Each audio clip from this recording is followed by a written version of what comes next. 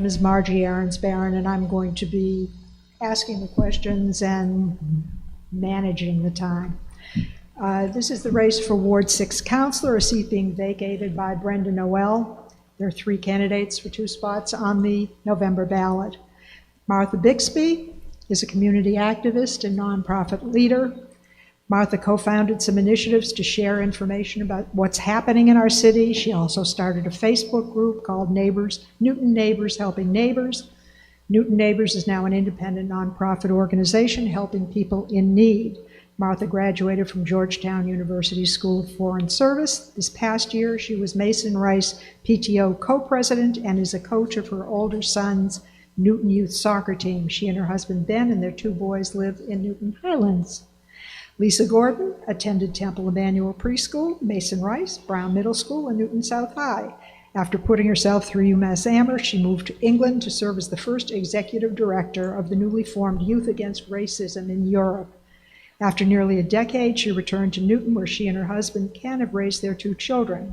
She has served in leadership positions in both for-profit and not-for-profit sectors, and she founded 3 small businesses, worked for VP of Marketing for Management Roundtable, and is the executive director of the Responsible Retailing Forum. She is currently executive director of the Acton Mass Food Pantry, and she co-founded Friends of Newton Center. Mark Holt was a 2-term legislator and management consultant in New Hampshire before moving with his wife Imelda to Thompsonville in 2002. They have 2 children. He has coached soccer, lacrosse, and football teams and is actively involved in PTOs at Oak Hill Middle School and Newton South. His career has focused on the technical and data needs of the National Association of Realtors, of which he is a member broker. Mark has degrees from the University of New Hampshire and from the College of William and Mary. So, the idea of this debate is to fairly apportion time, but to have this be as conversational as possible. As moderator, I will be actively engaged in moving the discussion along. So we will start in alphabetical order by last name. Martha, Lisa, and Mark. This is just for this. What are your top 3 priorities and why? Thank you, and thanks everyone for being here tonight. I think when thinking about my top 3 priorities, number 1 would be really focusing on all of our residents, but particularly trying to elevate the voice and perspective of some of our most vulnerable residents. We talk a lot about things in Newton and things that affect people, and we aren't always bringing the voices of the people who are affected to the table. Second would be environmental issues, both protecting our open space and making sure that we are having clean energy and all of the important things, clean transportation. And finally, the last thing would be focusing on our transportation, making sure that our roads are safe for all users, specifically cyclists, pedestrians, and making sure that they're well paved for drivers as well. Lisa. Again, thank you everyone for being here. It's so great to see civic engagement. My top 3 priorities would be first, infrastructure. I think it's really important that we make it a safe place to move around in Newton, on our sidewalks, on our roads, whether we're walking, rolling, riding, whatever's going on. I think that we have to look at that. And that would also include our sewer system, everything that makes our town work well. The second would be zoning and development. We have a lot going on in that area, and I think it's crucial that as a city councilor, I pay specific attention to that and bring a very reasonable point of view to that so that we plan well for the future. And the third would be education, but primarily also looking at our fiscal responsibilities. So keeping our schools excellent, and what do we need to do that? And I'm getting the red card. You're getting the red card. Mark, your top 3 priorities. Well, as a former state lawmaker, I've always been jealous of municipal government because it's responsible for safety, schools, and roads and bridges. So it's our local government that really affects our lives more than anything else. And I'm running because we have a very tight budget situation here in Newton, and the choices that we make are going to be really important. The big party for me was when Jacqueline just graduated from Newton South. She said, "Hey, Dad, half of my class who applied to UMass Amherst were not accepted." And that stunned me. And so my first priority is make sure that we have the best school system in Massachusetts and not a runner-up. Okay. Well, as I said to the last group, this is time to fasten our seatbelts because we want to get to one of the most challenging questions facing us, rezoning and the two plans to achieve it. Over the last few years, the administration's planning staff and city council have been drafting new higher density legislation, higher density zoning to meet two goals. First, to fulfill the state's commitment under the Housing Choice MBTA Communities Act and their Newton proposed zoning for over 10,000 new units. This number doesn't include recently approved priority street units, which we now are allowed to count. So Newton may be providing what some have tallied as 12,000 housing units near transit stations, well surpassing the 8,330 units mandated by the state. Second, not required, Newton is introducing the Village Center Overlay District to invigorate our village centers and would add still more residential units, emphasizing walkability and reduced vehicle use. So the fluidity of the numbers has been problematic, and the count remains in flux as the council tweaks the proposed rezoning plan. So given all of the changes in the already complicated plan, what are the challenges for your constituents, and what would you recommend? And we'll go Lisa, Mark, and Martha. Thank you. First, I'd like to say I live in Newton Center, and I chose where I live so that I could be near the MBTA. So I really support public transportation. I think it's really important.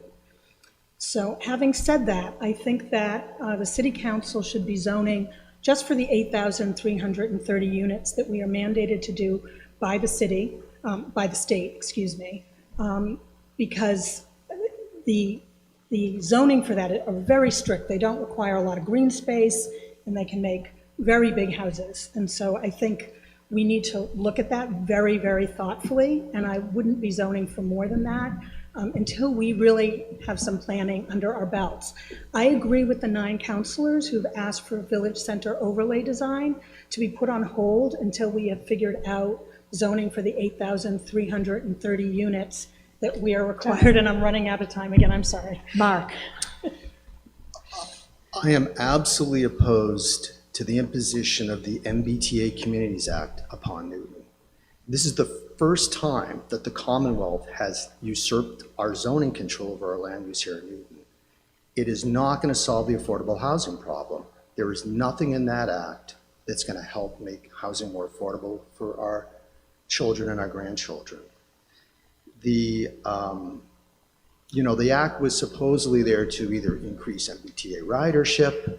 Who wants to queue up and wait for that terrible transit system? There's been no fiscal study that the planning department could present to me on what it's going to cost Newton taxpayers. So I did my own. And we're going to be facing anything between a 100 million to a 200 million fiscal deficit problem annually if we do not get support for this unfunded mandate. Martha. So your question was, what challenges would our constituents have during this? Yes, and what would you recommend? What should the city's approach be? Right. So I think it is, it's been a long and complicated process with a lot of different input. And so, I think one of the things right now is just sort of knowing where we are. Like you said, there's been recent, adjustments to the fact that these sort of mixed-use streets, might be able to be included. And so how does that affect sort of this overall number? So I do think, that 10,000 number that was put out there, through the recent changes and amendments that have been made to this, to the Newton proposals for how to comply with the MBTA Communities Act, will probably lower that number, something closer to the 8,300 number, and that's probably appropriate, through that process over time. But, I'm very grateful to our local news sources and everyone who's been sharing the information so that we can see where we are as we enter the next stage of the public comment period. Lisa, you had called for more specific numeric goals in terms of the additional housing needed. Do you have a sense of what those specific numbers are? how many more housing units does the city need? And I'll invite you to respond also. I'm sorry, how many more do we need on top of the 8,330? What is the total scope of what Newton needs to achieve? We need to, well, according to the MBTA, it's 25% of our housing. So we need to add 8,330 units at a minimum to fulfill the MBTA Act. And then on top of that, there's this proposal for the Village Center overlay design, and that is positing an additional 9,000 to 10,000 units above they're two separate initiatives. So, and I would also like to point out that the MBTA Act is about making sure that people live near transit. It's not about affordability, and I think that that's a separate discussion that definitely needs to be had in Newton. Well, let's address the affordability. Mark, do you have a sense of specific numbers? We have had so many numbers floated around. So 40B that requires 10% of our housing, rental housing, to be affordable based upon the median of our income, it's a failed project. We've seen developers up and down Route 9 across the city say, well, we're going to put 20% of the housing aside for affordable. And we keep falling farther and farther behind. Private developers are not going to solve this problem. I believe the number we have now is 370 affordable units. We need to step forward, acquire the remaining parcel at 300 Hammond Farm Parkway, that's the Boston College dispute. We need to support the Newton Housing Foundation and get this workforce housing built. And I would put a priority on affordability for our teachers, firemen, policemen, and municipal workers first. Martha, what are your thoughts? So, I mean, I think there's two pieces to the question. The first one is, total number of units. And I think what we have to remember here is that zoning makes something possible. We do not have a centrally planned system here. And so, zoning is simply putting options. And, I think what we need to be thinking about is what options do we need to keep our village centers vibrant and our schools full of kids. We see school enrollment going down. We're seeing specialists being split between schools as enrollment goes down. And different things like that are happening right now. So making it possible, and also just increasing the number of types of housing. I mean, talking to people who would want to retire, within Newton and don't have, a nice apartment that they would want to go to.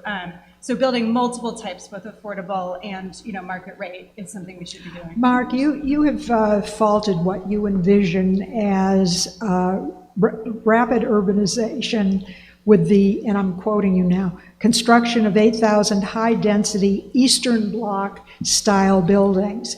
Is that a realistic projected fear given the design guidelines and site plan review contemplated in the rezoning efforts? And how, if elected, would you insert yourself in the process of developers planning in the coming years?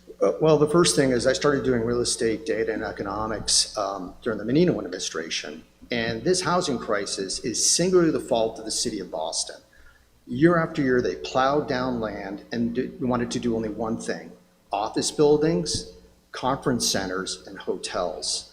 And they've actually lost 200,000 residents since I was born in the city of Boston. One of the previous candidates had said that the population has not been growing in Massachusetts, and that's true. Affordability is a lot more than zoning. It has to do with interest rates, the cost of construction. And when you go forward and say, we're going to stack up 4, 5, 6, 8-story buildings, it is not affordable. It's 500, 600 square feet per square foot to construct it. And the taller you go, the more expensive it gets. Time. Sorry. Lisa,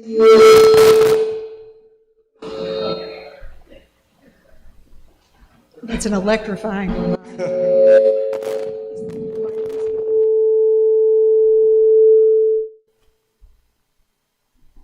Lisa, you have said that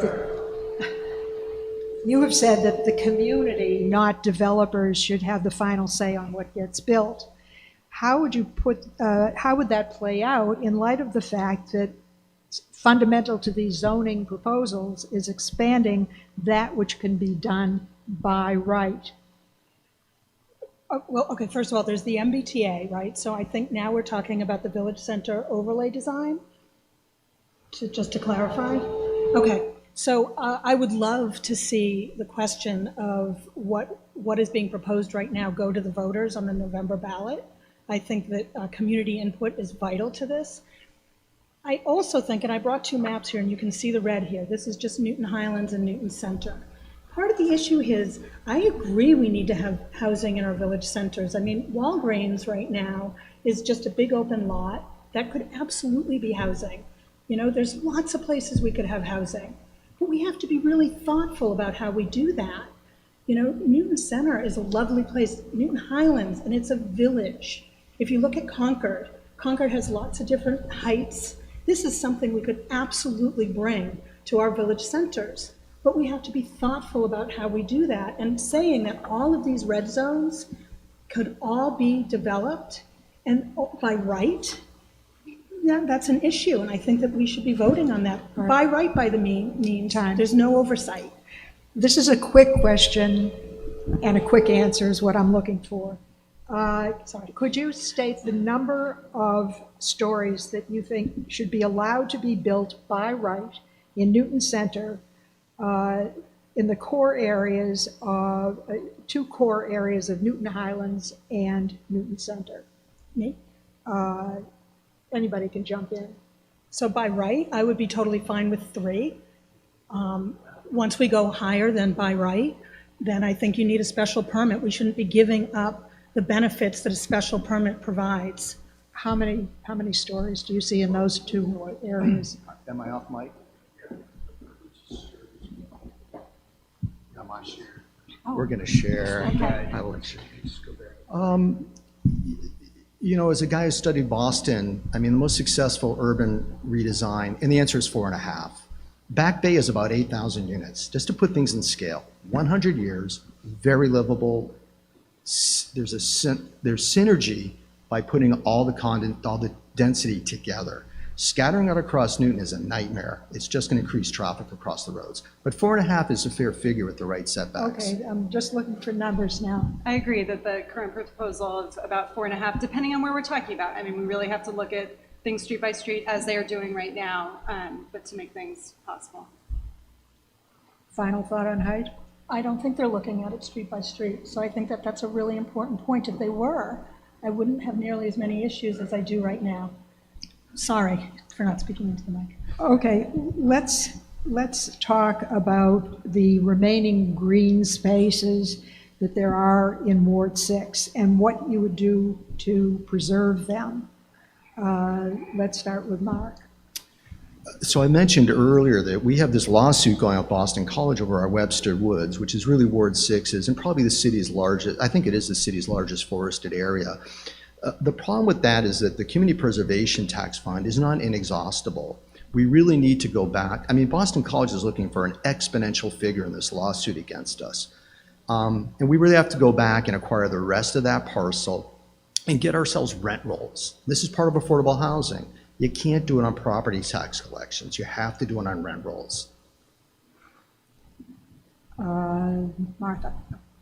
So we're blessed in Ward 6 to have a number of really incredible open spaces, Crystal Lake being one of them. And I think, you know, we were just out paddleboarding yesterday as our sort of end of summer, you know, celebration with the kids, and how incredible it is that that's a spot that, you know, we can recreate in the water, that draws people from all over Newton and surrounding areas, you know, that we can offer. But we have to recognize there's no, you know, fresh water input to Crystal Lake aside from the rain. And so, you know, we must be doing a lot of work to make sure that that stays, you know, fresh and swimmable for years to come.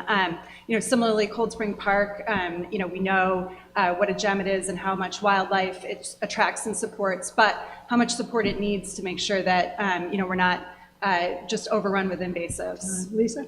Yeah, no, I'm very thankful for Webster Woods, which is at the end of my street. Cold Spring Park, we have an Eagle Scout. You can go online and make a donation. He's going to be doing amazing stuff in Cold Spring Park. And Crystal Lake really needs some serious attention. It is one of the most beautiful spots, in my opinion, in Newton. I grew up, I'm going to date myself, swimming there, and I learned to ice skate on Crystal Lake.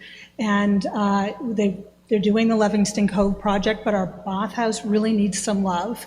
And we also need to have a proper boat launch area over at Cronin's Cove. So I think those are things that we need to look for in the future to invest in so that we keep these jewels. I will add that I would also be in favor of expanding the Newton Center Green and looking to have more programming there where we can enjoy that green space similar to what the Hyde is doing. How do the three of you feel about protecting our existing tree canopy, and what additional ordinance or other regulatory framework would be desirable? Mark, how about starting with you?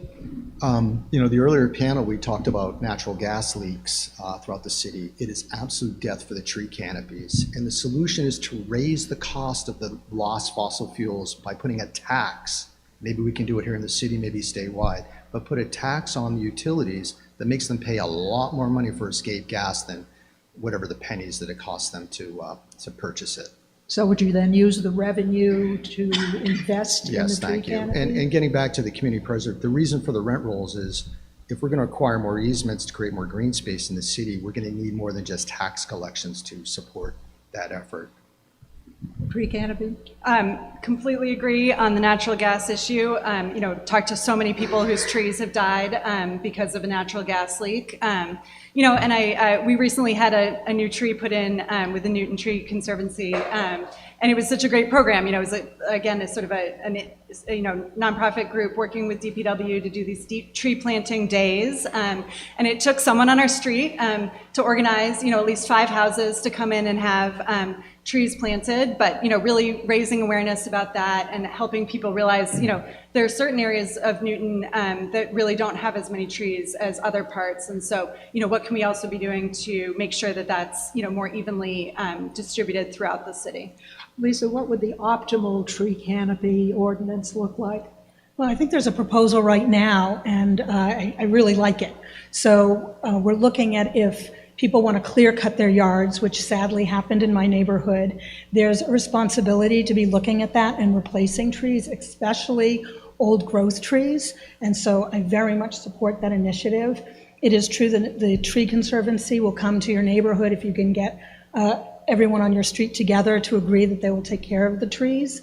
But I do really support the tree ordinance. I think it's really important. I think that we are the garden city, and I think on our watch, it slipped a little bit. And so, I think this is a quick answer, sorry. All a question of definition. Should the Newton Center triangle, this is a quick one. Should the Newton Center triangle parking lot be developed for mixed use? Mark? No. Martha? Love to see something other than in addition to parking lot, but I know it's a little complicated. Was that a yes or a no?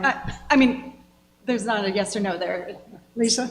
I am a huge supporter of our local businesses in Newton Center. I was on the Newton Center Task Force. They have spoken loud and clearly. We are going to be giving up a lot of our shared parking, and they really need parking spaces there. That doesn't mean we can't expand the green and do something more and make it a better use so that we don't have a parking lot as a giant parking lot in the middle of our village. Let's talk about getting around the city. Newton's leaders propose encouraging residents to use public transport, bikes, or walking by reducing parking requirements and redesigning streets for pedestrians and cyclists. Do you support these measures, or would you pursue a different approach? Martha, Lisa, and Mark. Something I'm very passionate about. The first day of school, my son decided that he wanted to bike to school, and we have biked or walked every single day, except for I think maybe 3 times I've had to take them by car. Safe bicycling infrastructure is particularly important to me. I broke my arm June 30th on poorly repaved thanks to a natural gas trench that was left by a utility company.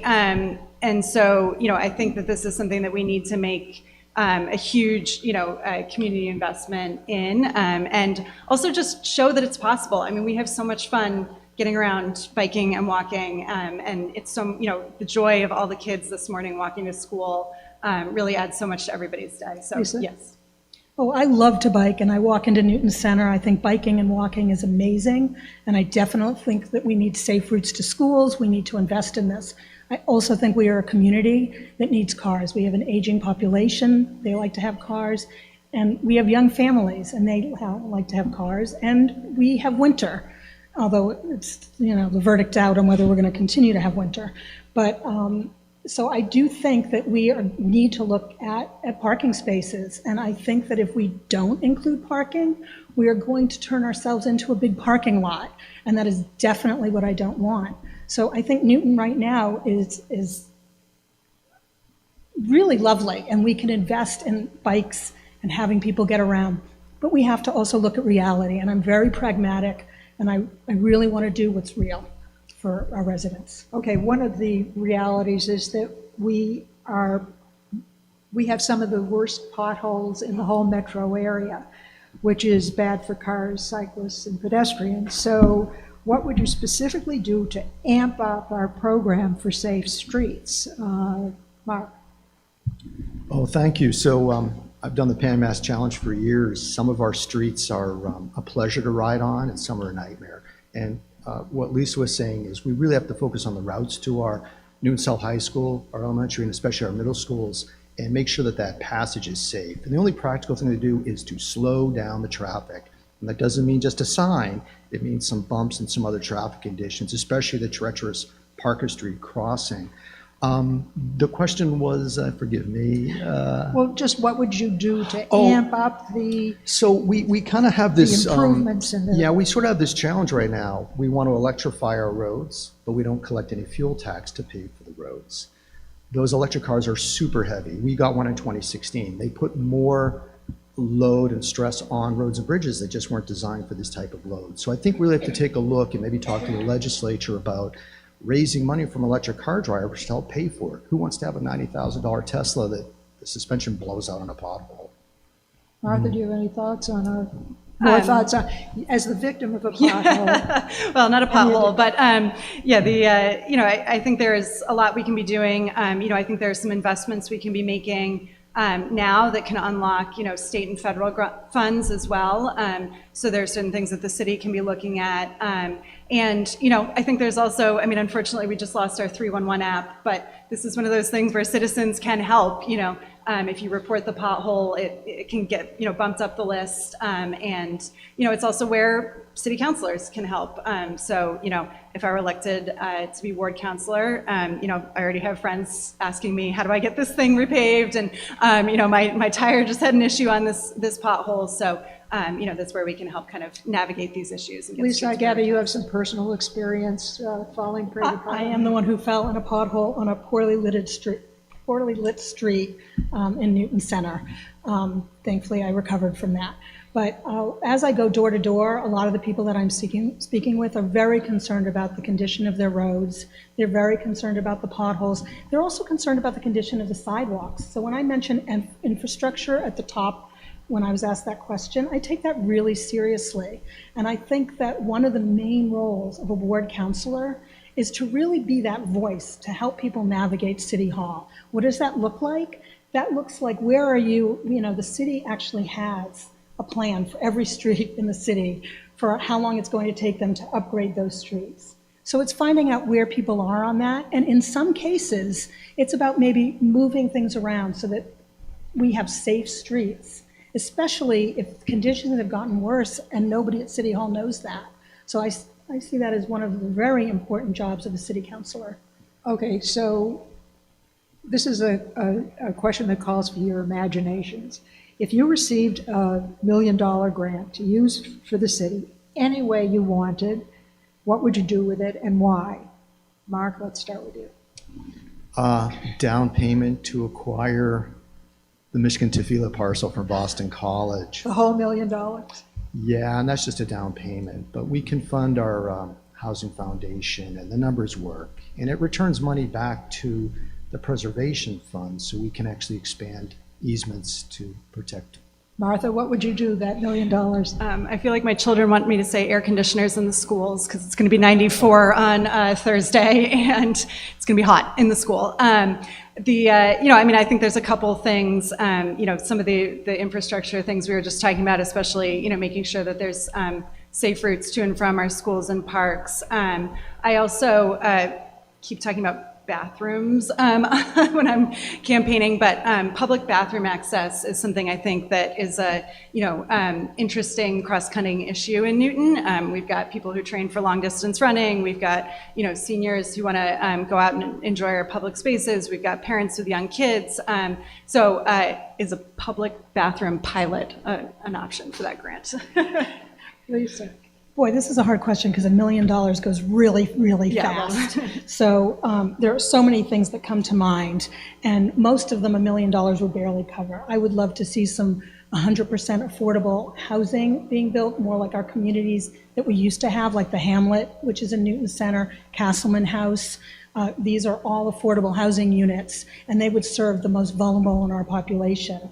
What also comes to mind is potentially looking at energy vouchers as we face climate change. We're talking about going all electric. That hurts our most vulnerable residents in terms of being able to afford that. And so I like the idea of maybe being able to subsidize that if we're looking to go more electric. I like the idea of putting some more money into the schools, especially to fund extracurricular activities like our jazz programs that keep being on the chopping block every year. The streets and the sidewalks tugs very heavily at my heart. $1 million won't go far, but I would love to see what we could do with that in terms of keeping our streets safe. Okay, if someone came to you folks with a proposal to build a new piece of public infrastructure, a road, a bridge, et cetera, how would you evaluate whether or not that project was worth doing? Martha, do you want to start? That's an interesting question. A proposal for a new road or bridge? No, that was just an example. Okay. A piece of infrastructure. Any piece of infrastructure. Well, I mean, I think, there's a bunch of pieces. One, to look at if it's fiscally feasible. And, most important is to get community input. I think they're talking about a new bridge, potential of a new bridge connecting Newton and Needham, or not a new bridge, but a new old bridge. And there's going to be a community process around it, with input from each side. So, I think those are some of the most important pieces. And does it fit with, Newton's plans? We have many plans that have been put out by the city in terms of, priorities for the next few years. So how does it fit into those? Lisa, how would you evaluate a proposal for infrastructure project? So first I would look at what the cost is. And then I would want to know what the long-term maintenance of that project is. What is it going to cost us down the road? Because we have to make sure any new finances that we take in, we have a balanced budget. We're not allowed to run at a deficit like our national government. I'd also want to look at who it will serve. So what part of our community will this piece serve, and will they get a lot out of it? So those would be the first three things that I would be looking at. And then I would probably delve deeper and wonder what other projects are we not doing because we are doing this one? And is this actually the best project for us to spend money on? Here's a question that never seems to go away. Is the city adequately funding its post-retirement health benefits, or OPEB? And if we're not, what would you do differently? And you can expand from there into what you think is necessary to make sure that the city is on a solid financial footing. Lisa, you get to go first. So I think that the city needs to really, really be looking at our finances. I supported the counselors 2 years ago who wanted to use ARPA funds towards the schools. And we have to make sure, our school budget is growing by 2.5% to 3.5%, I think, every year, but our taxes only provide 2.5% increase. So we have to spend a lot of time looking at what our budget is and spending appropriately so that we are not always so out of sync with what we need to spend and where we are. Mark, I saw you take a deep breath when I said OPEB. It's, I believe the figure is $600 million alone for the, not even the pensions, just for the benefits. We have a fundamental problem and challenge, and that is that by denying both ourselves as a municipal employer and our workforce participation in the Social Security program, that's a big reason for the challenge we're facing. Last year, I think we lost 10% or $50 million on our pension balance, and we have no control over the future earnings of bonds and stocks in the market. Social Security is totally different because you take payroll taxes from the young and the workers, and you use that to pay for the people through their elderly years. And we really have to sit down. See, Beacon Hill is part of the problem, not so much often part of the solution. And in terms of finances, just barreling forward with a barrel to our head, just like they did with the Newton North High School funding, you just have to stand firm and say, no, we're not going to barrel into this community, MBTA community zoning until we get a fiscal study. Sorry, the red card came up. Martha? Questions like this, as with many things, are all about the balance. And I do think, we unfortunately have some, previous underpayment that requires us to catch up here, but the current schedule is quite aggressive and is coming at the expense, of other issues, in particular schools. I was very grateful for the counselors and school committee members who came together, very creatively last year to come up with some solutions, and to, in particular, restore class sizes and some of the key issues that were, happening with those budget questions. My son was going to go into one of the extremely large classes last year, and I was very grateful that through advocacy from the school community, things like that were changed. This is a quick answer to this question that I'm looking for. How did each of you vote on the 3 override referenda, 2 school referenda, and then the operating budget override? Lisa? Yes, yes, and yes. Mark? Yes on the bonding for the schools and no on the operating budget. I think it's too early. I supported all 3 questions. Okay, thank you on that. What can Newton do to, you touched on this a little bit, but the whole question of gas leaks and supporting or opposing future gas hookups, and what are your plans for reducing dependence on fossil fuels? All rolled into one question. Your thoughts, Mark? Yeah, so I think economics has a big role here. I think it would be just outrageous to say we're going to stop fossil fuels we depend upon. One of the big issues that hasn't been talked about enough is our connection hookup to Quebec hydropower. We can purchase that energy at 5.6 cents per kilowatt, and we should have already had it, except for Beacon Hill is delaying participating in a little more funding in order to get those electric grid connections. They're already running through Maine. It's already But that's clear. not city council. What would you do? Well, as a city councilor, you have to be a lobbyist to Beacon Hill. And if you just sit back and take everything they're going to do against us and not stand up for our ratepayers and say, hey, you can't redirect that cheap hydropower and sell it to New Hampshire, which they're inclined to do. So we have to advocate for a community at not just at the state level, but also the federal level. And that's how we can address the fundamental challenges we have financing our schools. Martha, you've spoken out on gas leaks. What more specifically can the city do to raise the pressure on National Grid? And then how would you fit that into a total fossil fuel dependence? I think there's a couple things we can be doing. I do, think that we have to be thinking about all the externalities that come from gas leaks. So when, there's a repair of a gas leak and then repaving of the roads, making sure that they repave to a complete street standard, and as quickly as possible, similar with the trees, that these are sort of externalities that are happening from gas leaks that they're not being held accountable for. I would be very supportive of Newton being able to ban natural gas hookups in new construction. And I'm very supportive of programs that allow residents to experience the benefits of, using electric or, heat pumps or things like that. So Garland Road recently did a neighbor-to-neighbor sustainable house tour, visiting things like that and seeing how it all works. Lisa, what would your approach be? Well, I think we're really, really lucky because I think in Newton, many of us understand about climate change. And I think that the current city council is doing a magnificent job on understanding this and looking at how we can address climate change as a community. We have the sustainability advisor, who I think is really good at working with residents to see what they can do in their own homes. I myself have done the Mass Saves program 4 or 5 times, and we've put in every recommendation that they've asked for.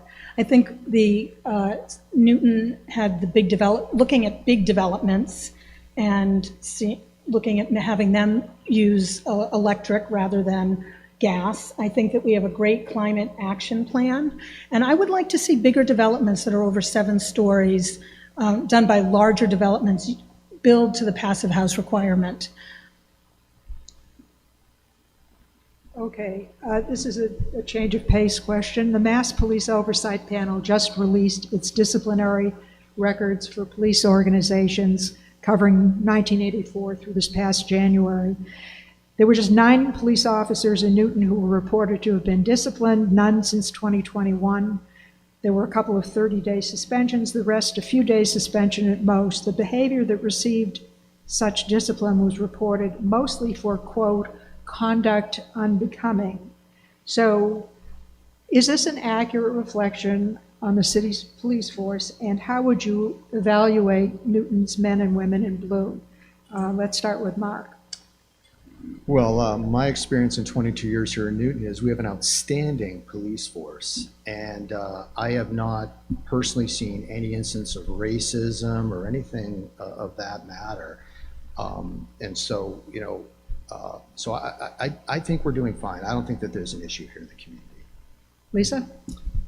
I would like to say that the new chief, Carmichael, I believe is doing an excellent job. I've watched what's going on with him very closely, how he's been responding to complaints that we had the Boston Marathon complaint, and I think that he took that very seriously. Sadly, this summer has been an opportunity, or there's been an issue where we have had to have the police force out on numerous occasions for very tragic events, and my condolences go out to everybody who is affected by those. And from what I have seen in my own personal experiences, that the Newton police behave in a very proper, upright way. I don't see that they are out to cause anybody harm. I know we've had our issues, but overall, I don't see a lot of complaints about the police. Martha?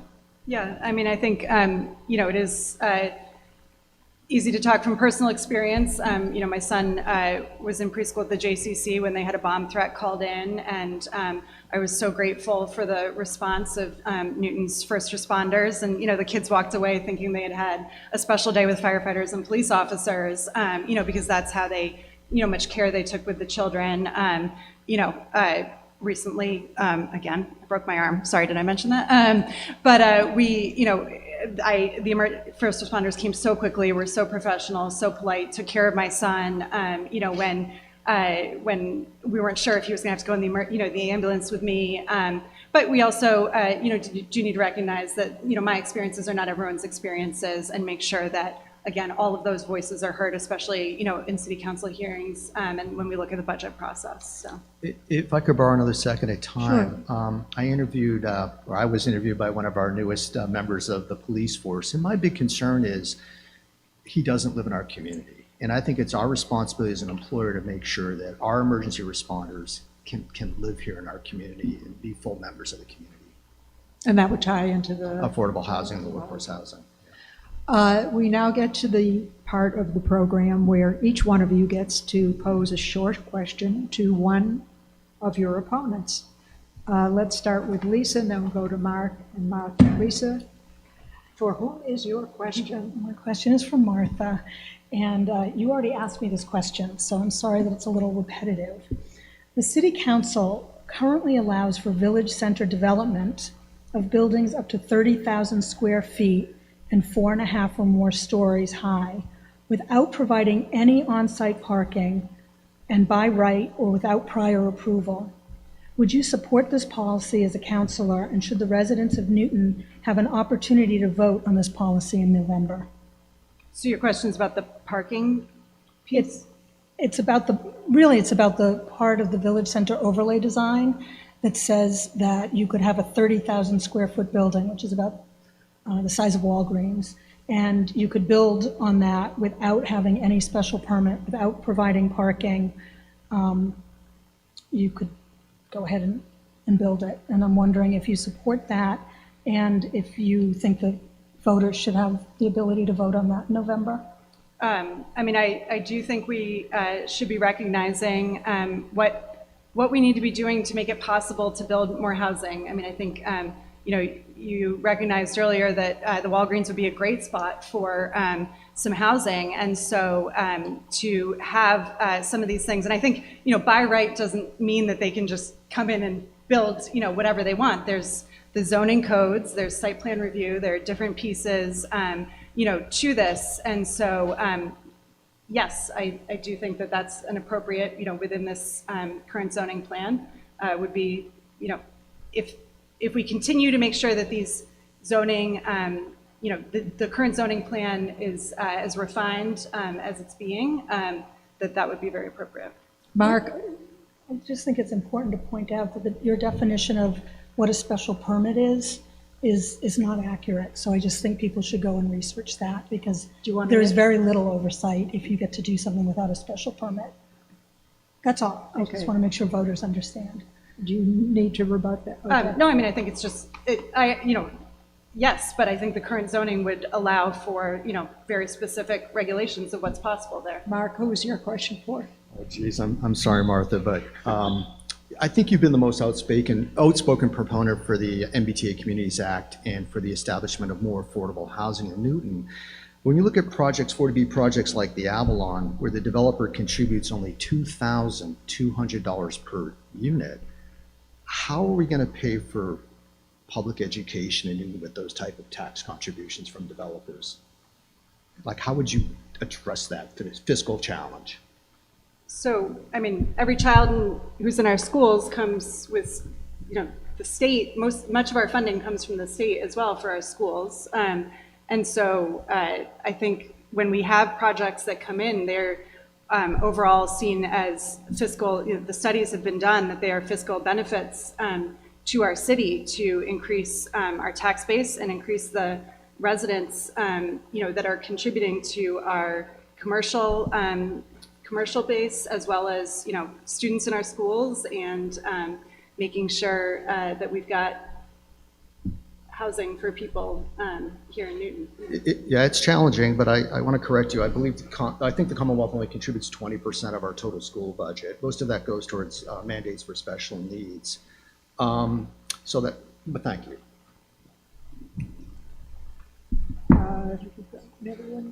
Martha, who was your question for?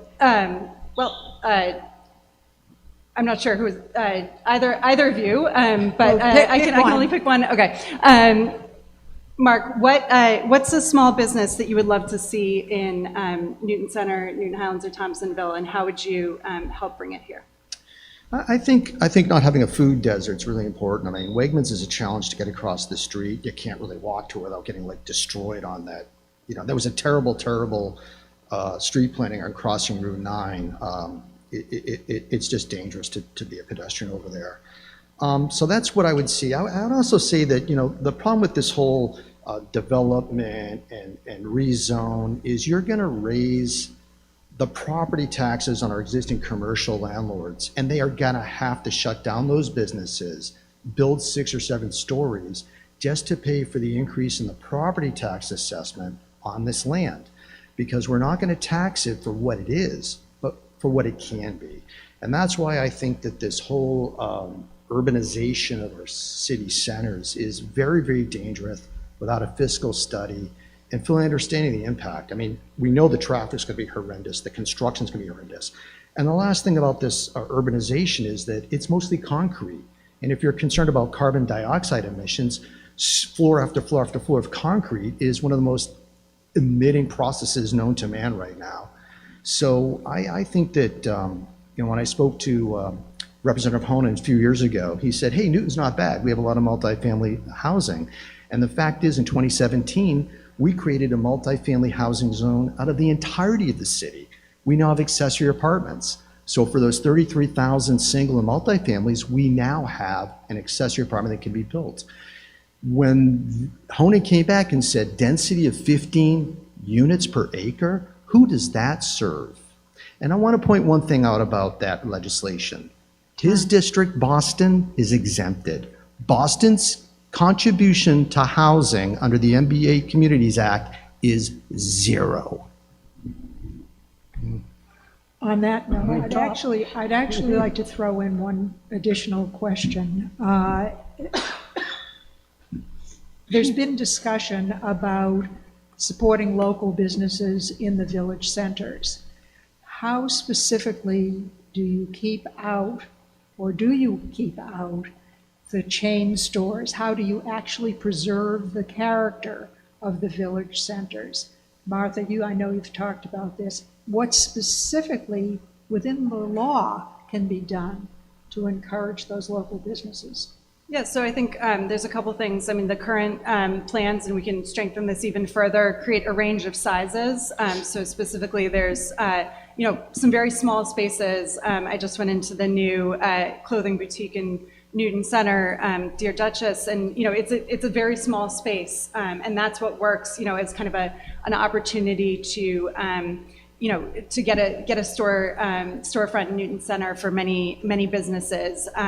We can be looking at pop-ups and ways that people can kind of come into some of the bigger spaces and divide them up. And within the law, there's municipalities that have looked at business diversity ordinances and other things that allow for us to kind of look at the type of businesses we would want and help create that mix. Lisa? I think that our businesses, particularly if we're talking about Ward 6 and Newton Highlands and Newton Center, we have an incredible mix of restaurants. We now have a used bookstore. We've really got a lot going on. But in walking around and talking to the various business owners, the permit process for being allowed to open is very confusing. They don't get a lot of help from City Hall. We do have an economic development advisor, and I would like to see that person or somebody in that role where they are working to be a liaison, one with businesses that would like to come in, and then B, with businesses who are coming in and they have to fulfill and check off all these boxes. I really relish that. We have a number of things that are opening up in Newton Center in particular, and I think it would be great to start having a conversation and looking at who we'd like to bring in. Lastly, there are communities that have ordinances where they don't allow large chains. So, somewhere like JP Licks, that's a small chain that started out locally in Massachusetts. But maybe we want to look at saying we don't want big box stores coming in to Newton Center and taking up those spaces. Mark, final word on this subject? Yeah, I'm opposed to picking winners and losers when it comes to locally owned or nationally franchised or chained out. A lot of franchises are locally owned. I think there's confusion between signage, which you may want a Cape Cod style signage instead of huge golden arches. But it really comes down to affordability of commercial rents. And under the village proposals we have, the commercial assessments on those parcels are going to go through the roof. And then when they're displaced and ripped out of their locations to build 6-7 story high-rise, mixed use or single use residences, it's going to really negatively impact a lot of people. And taking away parking on the triad is not going to help either. Which brings us to our closing remarks. Let's start with Martha, then Lisa, then Mark. I'm Martha Bixby, and I'm running to be your Ward 6 City Councilor. I've been a PTO president, I'm a soccer coach, I've helped found Newton's mutual aid organization, Newton Neighbors Helping, and seen your values and your views in City Hall. Thank you. Lisa? I would like to thank the area councils for putting this debate together. It's quite an undertaking, and it's televised, and it's on Facebook and YouTube. It's just mind-blowing. I'd like to thank Martha and Mark as well, and most of all to you, Marjorie, for giving up your time to do this. It's really been a pleasure to discuss all of the challenges that are facing us here in Newton. And I would like to thank all of you for being such engaged voters and showing up on a Tuesday evening here at the wonderful Allen Center. I think Newton is a wonderful, wonderful place. And I think that together we as residents and counselors can come together to continue growing it and making it wonderful through creating safe streets, investing in our infrastructure, protecting our environment and our green and open spaces. We want to ensure that our schools are fabulous and protect the quality of life in our neighborhoods for all our future generations. And lastly, I think we can rally our community around the arts, which I think are vital to us. As a city councilor, I promise to listen to you, and I promise to always put the residents first. Whether I agree with your opinion or not, I think they're all really, really valid. I will contribute to the overall good of our community. Please vote for me, Lisa Gordon, on September 12th and on November 7th. And if you have your early mail-in ballot, please circle my box. Thank you so much. Thank you very much to the candidates for all you do for the community. Oh, She's Nothing- heard enough. My no. wife says that quite often, and hi, Imelda, for coming in. I apologize. So, so the question is, Mark, why did you run? And when Imelda and I moved here to Newton 22 years ago, she lived in Beacon Hill, and we cherished the commitment to the education here in Newton, and we really appreciated the environment, the suburbanness of Newton. And we've together committed that we're going to do everything we can to stay in this community and leave it and burnish it and leave it better for our children. Aiden's graduated 2 years ago, Jackie has graduated, so we're kind of like through the consumption of the public school system. You've heard me pretty much be outspoken against the MBTA Communities Act and these zoning proposals.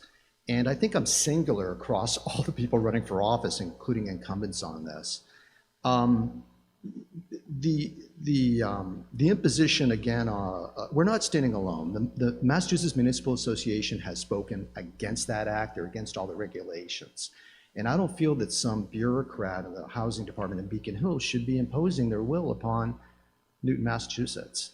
And this brings me to something that our late great President John Adams had said. And he said, always stand on principle, even if you stand alone.